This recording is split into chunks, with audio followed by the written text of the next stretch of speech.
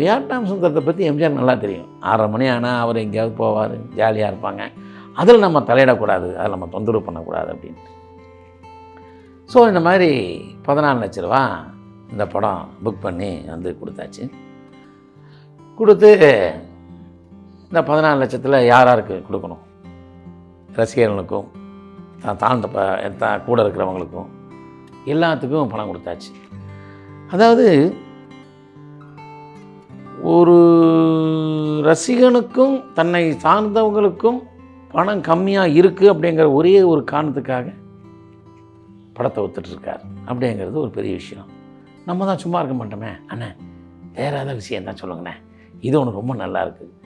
இன்னொன்று என்னென்னா, எம்ஜிஆருக்கும் சிவாஜிக்கும் ஒரு வசனகர்த்தான், ரொம்ப பெரிய வசனகர்த்தான், சாதாரண வசனத்தை கிடையாது. 2 பேர்த்தையுமே பேரை வச்சு தான் கூப்பிடுவார்.